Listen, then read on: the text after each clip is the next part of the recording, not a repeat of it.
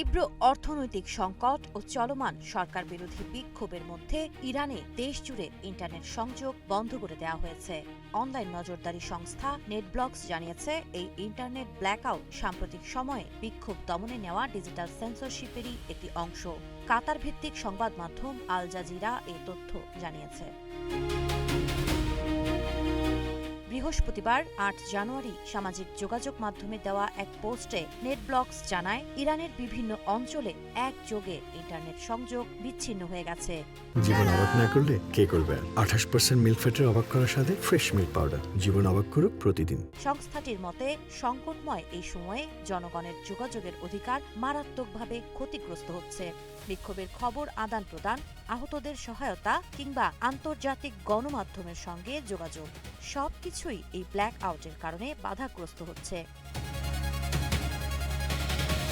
ইরানি মুদ্রা রিয়ালের নজিরবিহীন দরপতন এবং নিত্য প্রয়োজনীয় পণ্যের দাম বেড়ে যাওয়ায় গত ডিসেম্বরের শেষ দিক থেকে দেশটিতে বিক্ষোভ শুরু হয়। সময়ের সঙ্গে সঙ্গে এই বিক্ষোভ আরও তীব্র আকার ধারণ করেছে। বিভিন্ন শহরে প্রতিদিনই বিক্ষোভকারীদের সঙ্গে নিরাপত্তা বাহিনীর সংঘর্ষের খবর পাওয়া যাচ্ছে।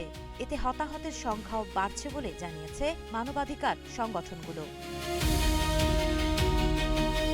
তবে পরিস্থিতি সামাল দিতে ইরানি নেতৃত্বের বক্তব্যে ভিন্ন ভিন্ন সুর দেখা যাচ্ছে। দেশটির প্রেসিডেন্ট মাসুদ পেজেশকিয়ান বিক্ষোভ মোকাবিলায় নিরাপত্তা বাহিনীকে সর্বোচ্চ সংযম প্রদর্শনের আহ্বান জানিয়েছেন। তিনি সহিংসতা এড়িয়ে পরিস্থিতি নিয়ন্ত্রণে আনার কথা বলেছেন।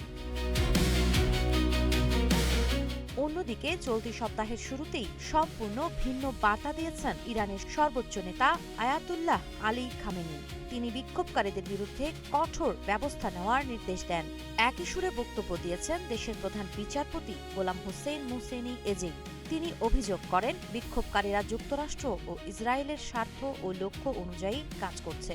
প্রধান বিচারপতি আরও বলেন, যারা দেশে অস্থিরতা সৃষ্টি করবে তাদের বিরুদ্ধে কোনো ধরনের ছাড় দেওয়া হবে না। বিশ্লেষকদের মতে, একদিকে ইন্টারনেট ব্ল্যাকআউট, অন্যদিকে কঠোর দমন নীতির ঘোষণা। সব মিলিয়ে ইরানের চলমান সংকট আরও গভীর হওয়ার আশঙ্কা তৈরি হয়েছে। সাবা খান, নাগরিক প্রতিদিন।